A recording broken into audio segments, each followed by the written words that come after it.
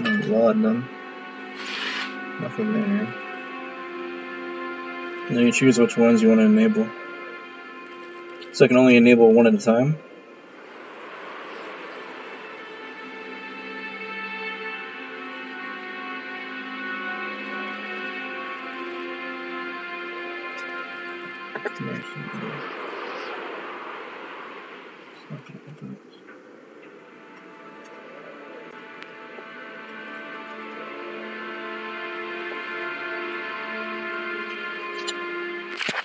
July 1839.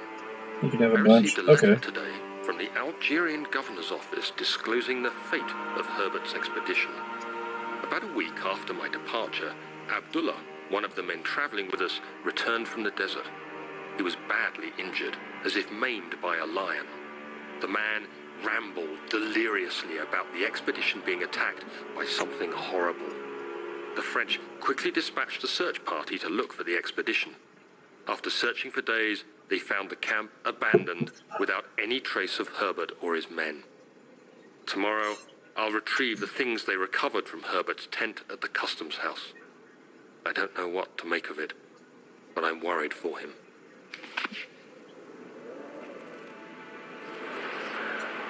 Hey, Cusick. Yeah, so, I love horror movies. One of my favorite, movie genres. But for some reason, I can't always do the horror games. I guess just because it's more interactive. So, I can feel you on that. But, I'll definitely check out the, extra emotes. I've already installed the Chrome extension. And linked my Twitch, so I'll do that later.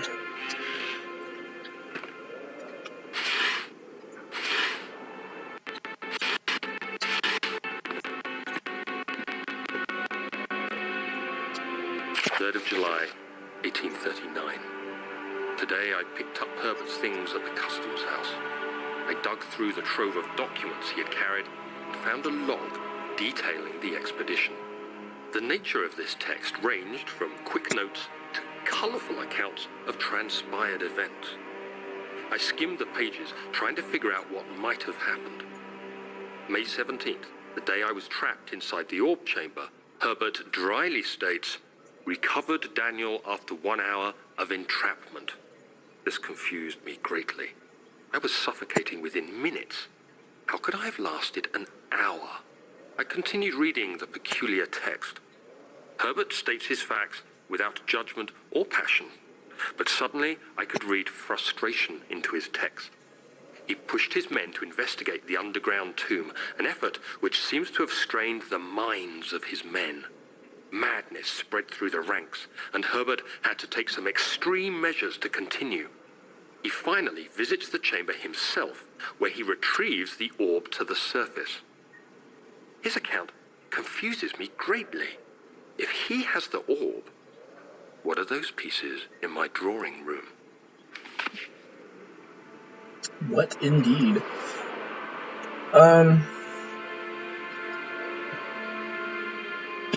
So basically, from what I'm piecing together from playing it, is the character you play as, his name is Daniel. He has amnesia, hence the name of the game. And he leaves a note for himself that Alexander, the guy that he's been working for, needs to be killed. So we're kind of going through trying to find Alexander, and in the meantime you're finding these bits and pieces of story to kind of piece everything together, the events leading up to the beginning of the game, I guess.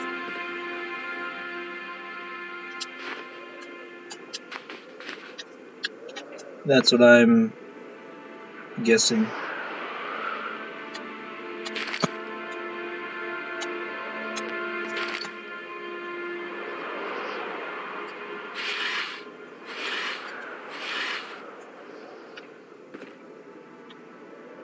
If that makes sense, of course.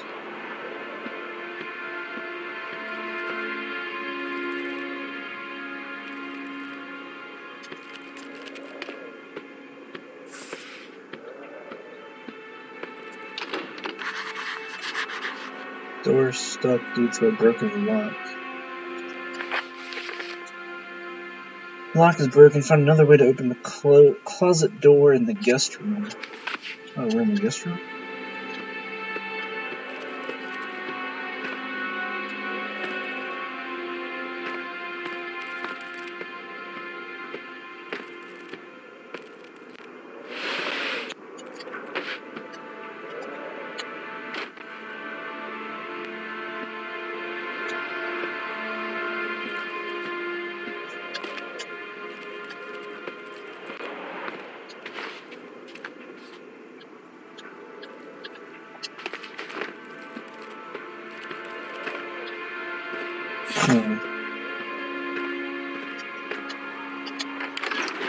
Let's go back into the hall here. The strange letter frightened him, but it was also the one which offered some comfort. The only one which offered some comfort.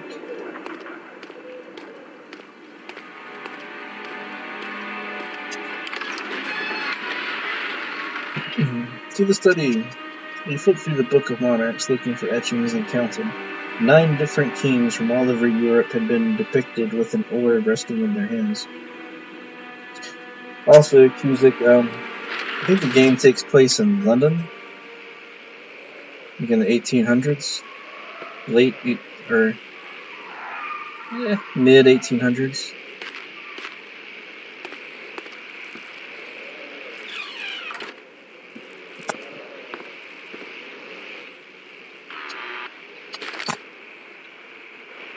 Only a tinderbox?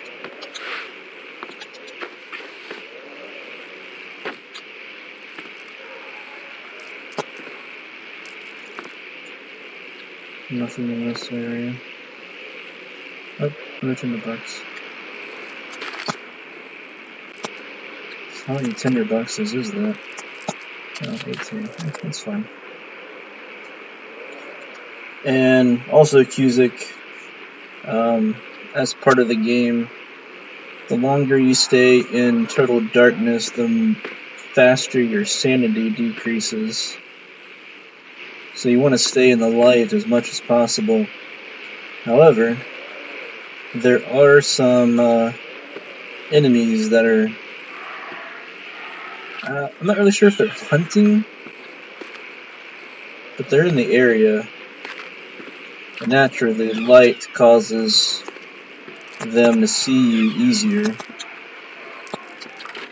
So you kind of have to balance the light and the dark.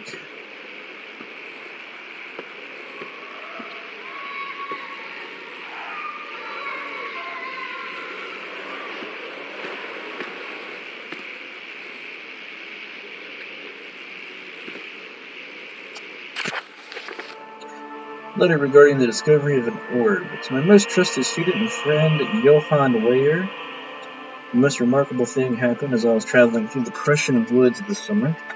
I finally found one of the orbs I've been looking for this last 20-odd years. It is inexplicable as the heliodramus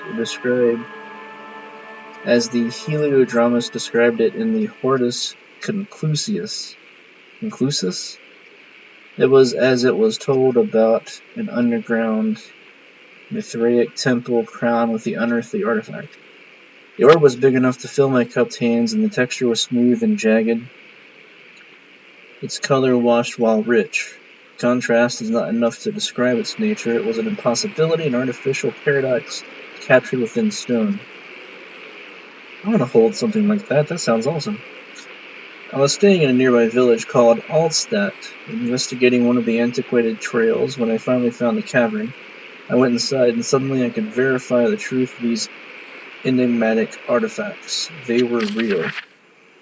As you can understand, this is the most important discovery of my life, but it has also become my greatest fear. As I entered the underground chamber, I could feel that I was trespassing. Because of my curiosity, I did my best to fight these instincts and fetch the orb from its place. I scrambled out of the chamber and into the woods. I could sense something was following me. It bayed loudly as it closed in. The beast, this guardian of the orb, was relentless in its pursuit. I made my way to a nearby ravine when I stumbled upon some men fishing in the lake. I tried to warn them as I passed, but fortunately they remained as I continued my escape. When I heard their cry of pain echo through the valley, I felt such a tremendous sense of relief, thinking I would be spared.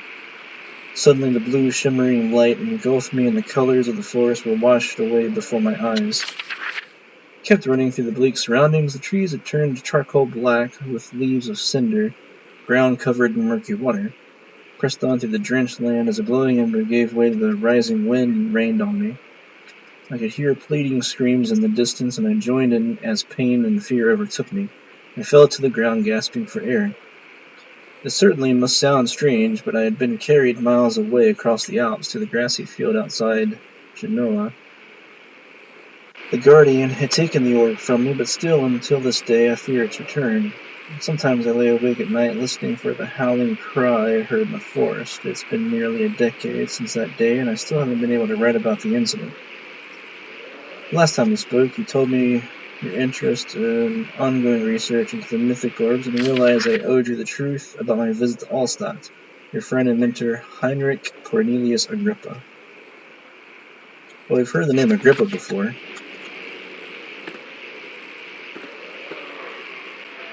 Let's see, nothing in there. I think that was all to this room.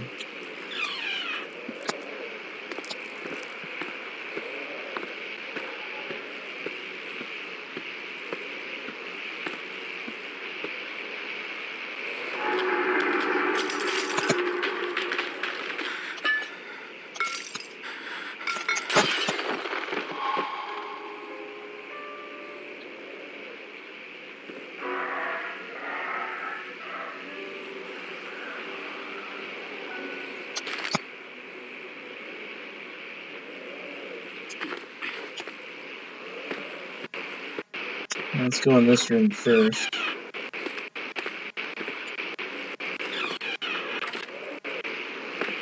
Alright, what we got here? We got the hammer. Chambers of the human skull. Understanding locomotion.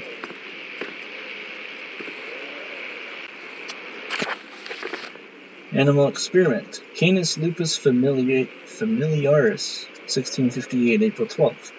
After a short study, it is clear that the agitation found among humans can be found in the dog. Fear and pain induce stress, which seems to trigger the endogenous response, causing the animal to burst with energy. I believe that the catalyst is produced in the brain. Difficult to determine exactly where and what it is, but I can sense it. It reeks of cosmic genesis.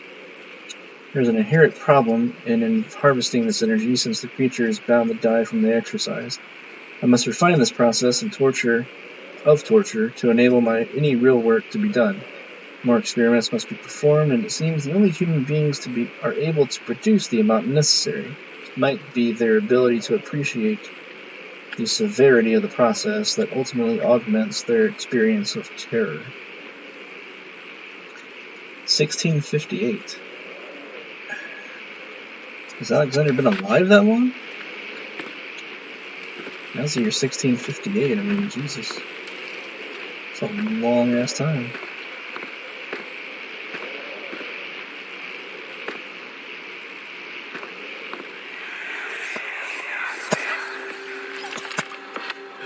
Let's see what you have to offer.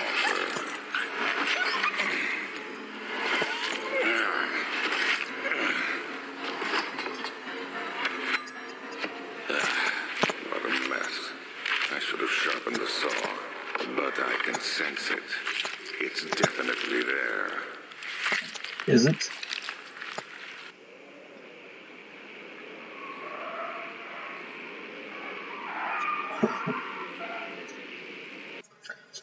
I'm sorry, guys. Be right back again. Just give me 1 minute. Sorry, I'm just having a little bit of a beer and it just goes right through me. So hang on.